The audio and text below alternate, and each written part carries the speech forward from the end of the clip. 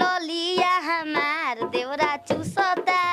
तू बाड़ो बहारा भतार घर में घुसता बेरी बेरी धोके हमार नस बैठावता कोरा में बोलावता या पाजारा सटावता घुसता देवरा घुसता घर में बहारा भतार घर में घुसता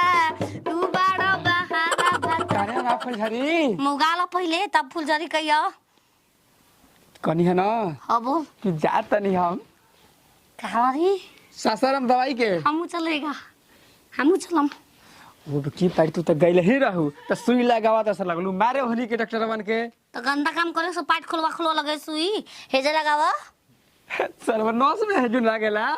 तब काहे कहत रे तू सुई देता गुद्दा पे लागेला गुद्दा पे सुई तो मछरी आधा किलो किन लियो गुदा में लगा लियो ठीक है कहत इहे के दिमागवा खातिर जाते तब ये ले आवे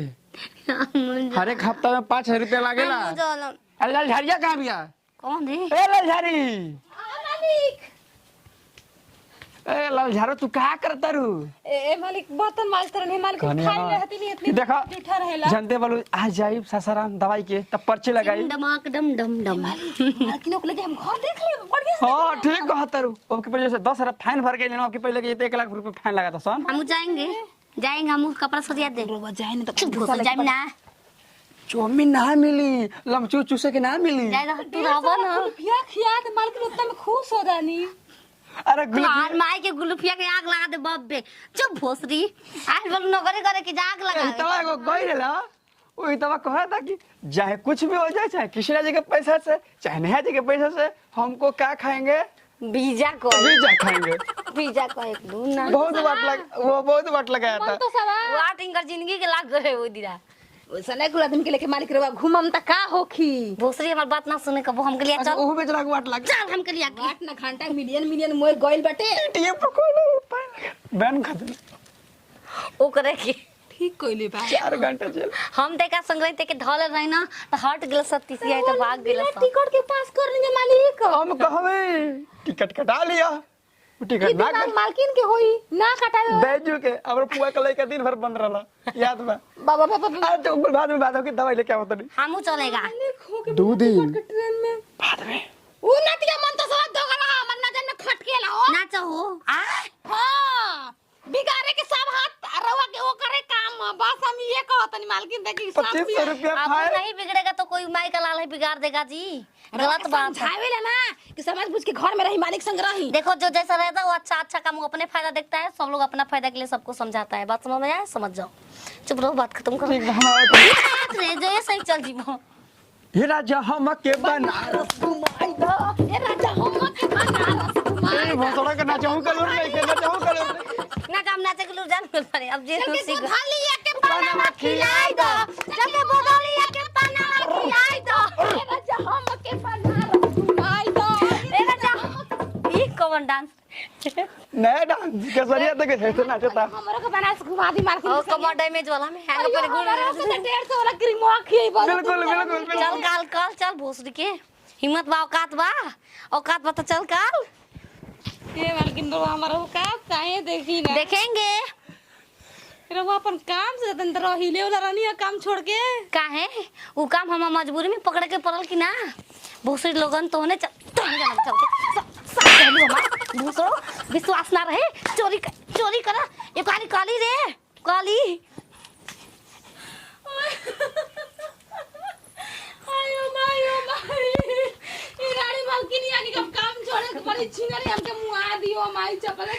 भैया हो पटना से चलता दवैया हो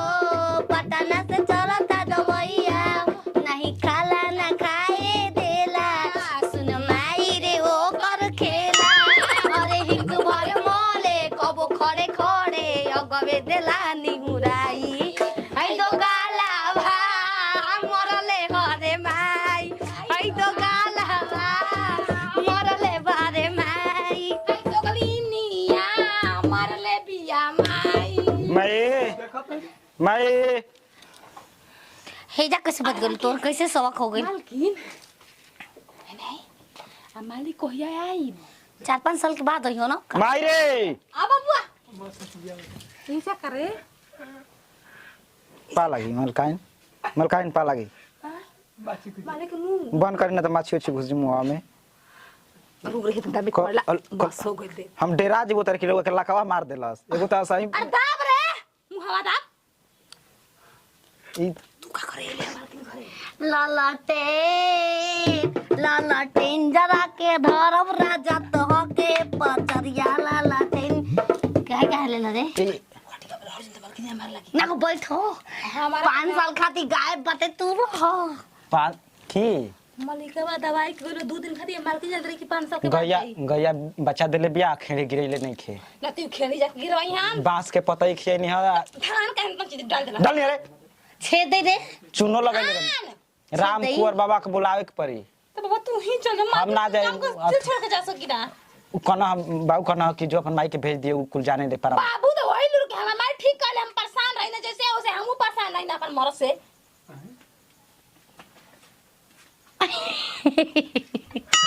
हां रे कोनो रोग ह का ए बामल चिमडमा डम के जाओ हां जाओ हमार बामल नाम ना जी हमार तो दयालु साहेब नाम ह तू बन जा का हमारे लिपस्टिक अरे बने जा लिपस्टिक हमारो ओठवा के बामल जी जो सतरव होले होले आई बार मजा जी अबे धीरे धीरे माई अबे घरवा से बाहर ना गई रही कनी हकी के और जगह बा काम करे के 80 लाख के जमीन लेता नी सारा उ हम जान के का करब बस कर में भगवान करे वाली ठीक भगवान करला तोरो ते हम अपन काम करला से वो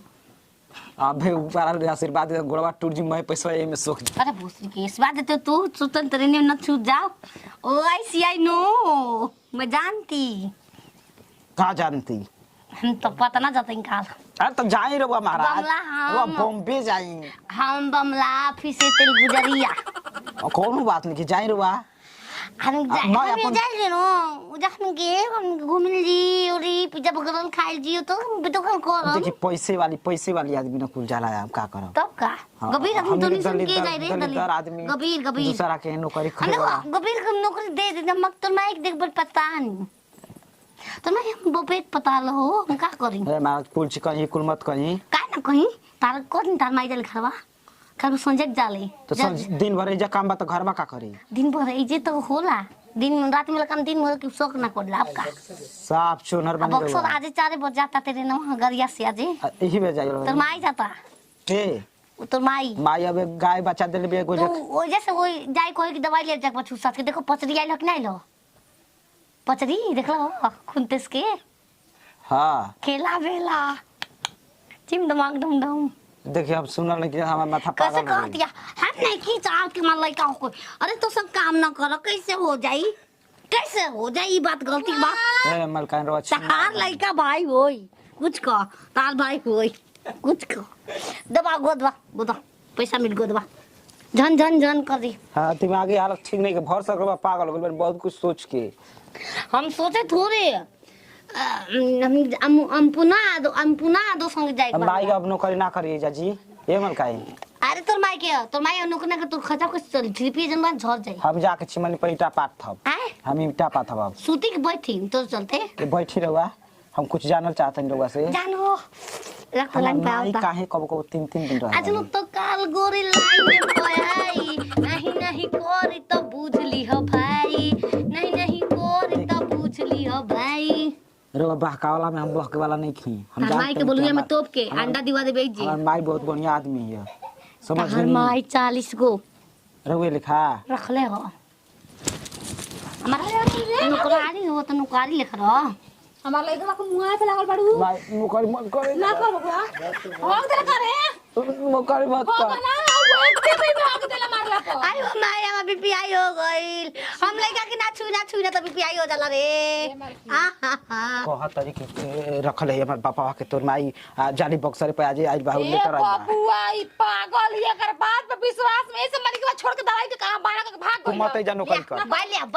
बाय ले अबे पानी दूध के पानी नौकरी तू नहीं उठ का ले भाई हम अपने मोबाइल पे मारी मां इज्जत चल जाई हैं चल देखला बोले तू माई कमाई कहतिया ए देखो तार लगा माई कहतिया ये हां डाल दी तोर जींस में रहे ना हम ईटा पाथ ले जाके उजा कमेसर सिंह को हम कमेसर सिंह को जाके ईटा पाथ चल चल चल ए मालकिन तू अपन नौकरान रख ले जैसे राम राम बटन में से काम ना कर 6000 रुपया चाहिए 200 बढ़ा दे 1700 हो जाए तार ना जा छोड़ माकली बना तो के